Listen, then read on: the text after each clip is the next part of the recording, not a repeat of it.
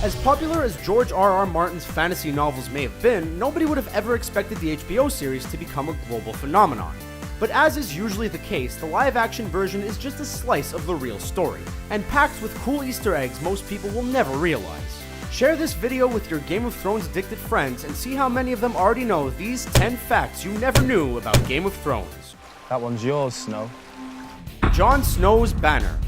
The fact that Jon Snow is an illegitimate son of Ned Stark is driven home early, hence his last name, and bastard sons are all over the story. But one fact that didn't make the jump from book to TV show is that in this fantasy world, bastards don't get to carry the banners of their family, but they can carry ones with the colors reversed. Since the Stark sigil is a grey wolf on white, Jon Snow carries a white wolf on grey in the books. It makes his nickname as King in the North, the White Wolf, way more meaningful, and confirms that the direwolves found by the Stark sons was undeniably a message from the gods. Ramsay almost played Jon Snow.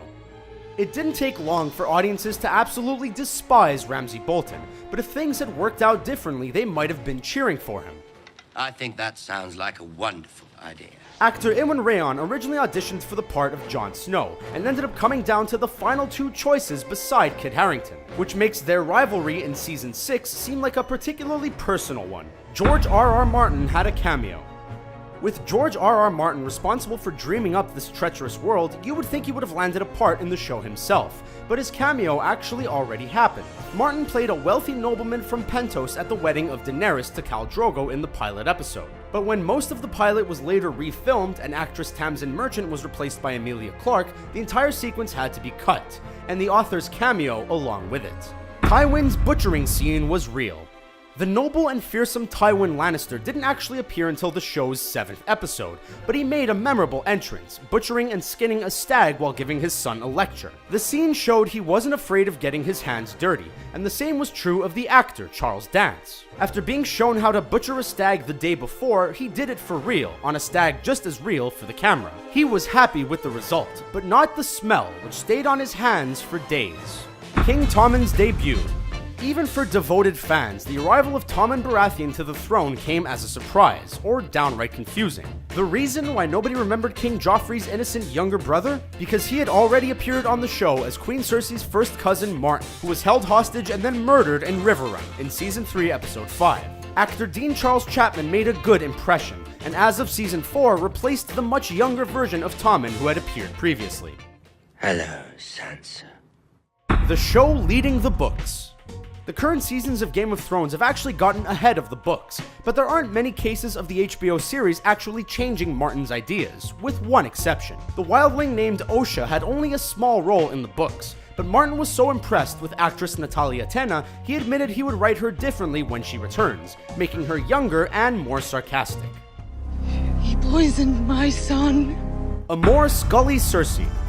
The amount of British actors who were sought out or auditioned for the HBO series is too big to count, but one actress would have been familiar to the show's Comic-Con fandom. Actress Gillian Anderson of X-Files fame has said she was offered a part, but turned it down since it would have taken her away from her family. She didn't say which role, but the part of Queen Cersei Lannister is a frontrunner, along with the Red Priestess Melisandre, either of which would have given her fans some truly memorable scenes. He was no dragon.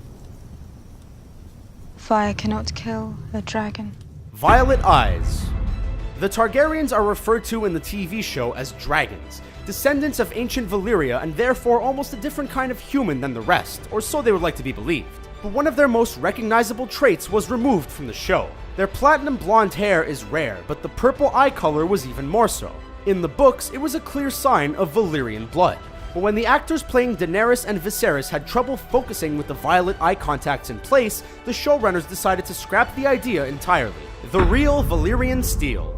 If you had made your family into a proud House of Westeros centuries in the past, you might have even gotten a sword of Valyrian steel to immortalize it. The metal is given almost magical properties in the books and TV show, since swords of Valyrian steel never dull, never break, and are easily spotted by the flowing water pattern on its surface. It may sound like fantasy, but it's based on the real-world Damascus steel, a strong, sharp metal with the same patterns. Like Valyrian steel, the recipe for making Damascus steel was also lost in the 1700s, so no more can be made. No word on whether they would kill White Walkers just as easily, but scientists have found carbon nanotubes in the metal, so that's something. The Iron Throne.